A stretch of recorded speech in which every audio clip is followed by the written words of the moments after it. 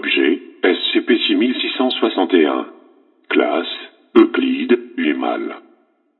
Procédure de confinement spéciale.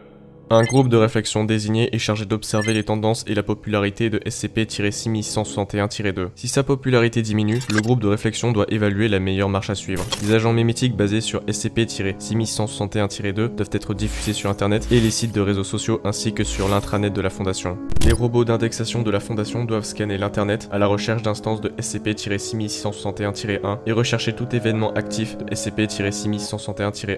Les instructions finales de SCP-6661-1 doivent être expurgées dès que cela est possible. Le personnel en contact direct avec SCP-6661-1 doit être mémétiquement immunisé avant d'être affecté à l'objet. Description.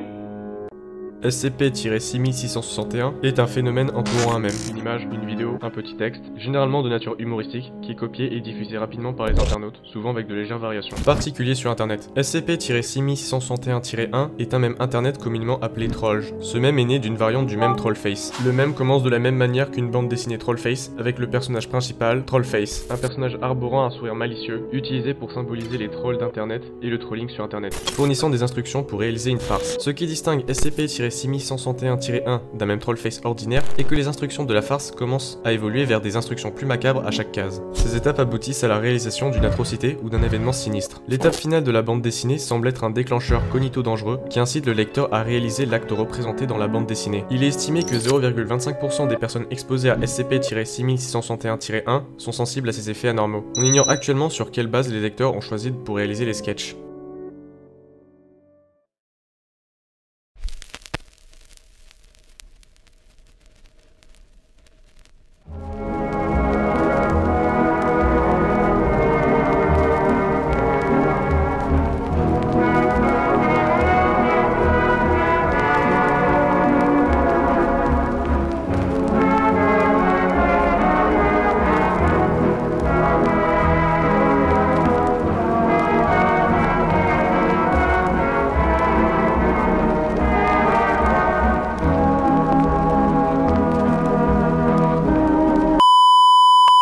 Une étudiante, Léa Miller, a été hospitalisée après s'être appliqué une crème pour le visage enrichie en Jimpy d'endoctrine moroïde. La victime s'était grossièrement énuclée et avait tenté de s'arracher le visage avant d'être maîtrisée par les ambulanciers. Son ex-petit ami et camarade de fac, Peter Whitkin, a été arrêté sur les lieux.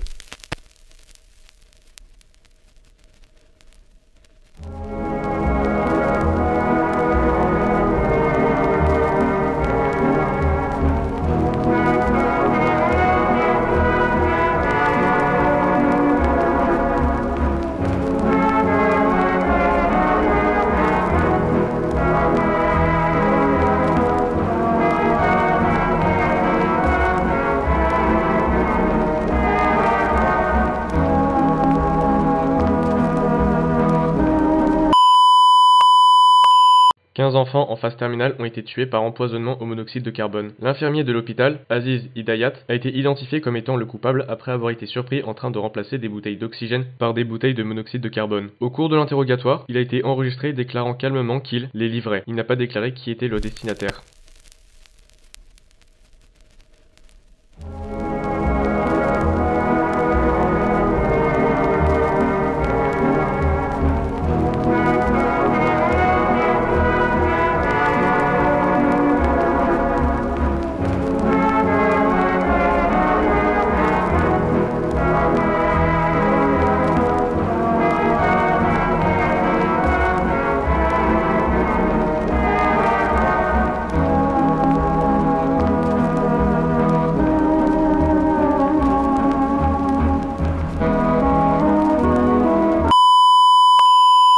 Olivier Desjardins est entré dans un camping touristique local et a ouvert le feu sur les campeurs, tuant 10 personnes et en blessant 14. Il a ensuite été abattu par un tireur d'élite du groupe tactique d'intervention. Il avait obtenu illégalement le fusil semi-automatique et le revolver.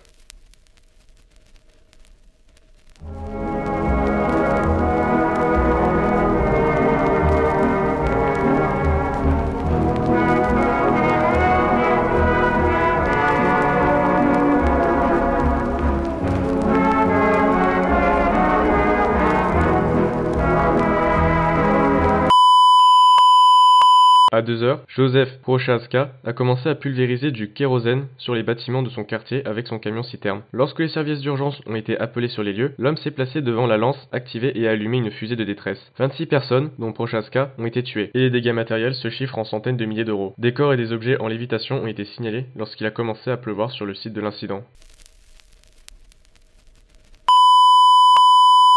Le frère Brendan O'Brien est toujours en fuite. La film She 13, Garçon de cœur, a été déployée sur le site. Un périmètre défensif a été mis en place. L'amnésie de la population est en cours.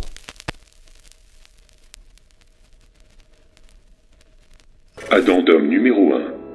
Les robots d'indexation de la Fondation ont détecté une instance de SCP-6161-1 dont l'étape finale était fortement déformée. Avant de procéder à l'expurgation nécessaire, le chercheur junior Michael Ramirez a supprimé la distorsion et a scanné l'image à l'aide d'un générateur de spectrogrammes sans autorisation. La phrase suivante a été enregistrée.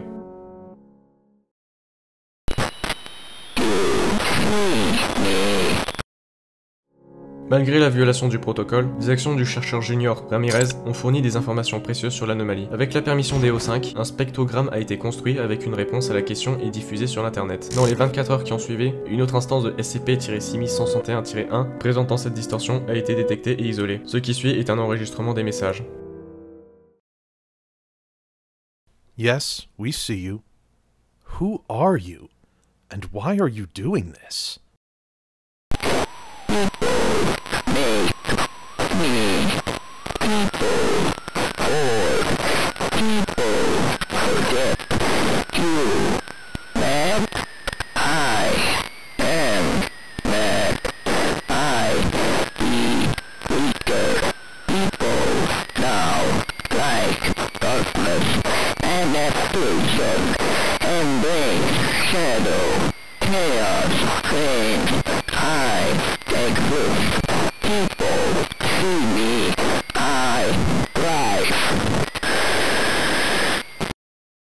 Il a été théorisé que la population collective du même Trollface a créé une forme pensée qui se manifeste par le biais du même. SCP-6161-1 a vu le jour suite au déclin de la popularité du même Trollface. Le manque de pertinence a poussé la forme pensée à s'accrocher au sinistre SCP-6161-1 pour attirer l'attention. Par conséquent, il a été supposé que si Trollface redevenait populaire, les effets de SCP-6161-1 s'atténueraient. Addendum numéro 2. Le pourcentage d'individus sensibles n'a cessé d'augmenter. L'ordre a été donné de réaliser l'expérience. Addendum numéro 3. Un groupe de réflexion composé de chercheurs, de sociologues et de statisticiens doit être constitué pour recevoir des images visuelles et des médias impliquant Trollface, désormais désigné SCP-6061-2. SCP-6061-2 sera ensuite diffusé sur et dans l'intranet de la Fondation à titre de test. L'objectif est de saturer les médias avec l'agent mémétique au point qu'ils deviennent populaires en raison de sa surutilisation. Lorsqu'un agent mémétique a atteint ce point, il est familièrement surnommé Tank dans les cercles civils. Le groupe de réflexion a été désigné Force d'intervention XA9, machine à mème. Addendum numéro 4. Les incidents impliquant SCP-6161-1 ont légèrement diminué. L'autorisation du Conseil des O5 de diffuser SCP-6161-2 sur Internet a été donnée. Addendum numéro 5. En raison de la popularité croissante des mêmes SCP-6161-2, le nombre d'instances de SCP-6161-1 a diminué jusqu'à un niveau plus contrôlable permettant la mise en place de procédures de confinement standard, administration d'amnésique, suppression d'informations, etc. Addendum numéro 6. Une instance inconnue de SCP-6061-2 a été détectée dans la base de données d'EXA-9. L'instance est actuellement en train d'être scannée afin de rechercher d'éventuels dangers cognitifs et est actuellement omise jusqu'à ce qu'elle soit considérée comme sûre.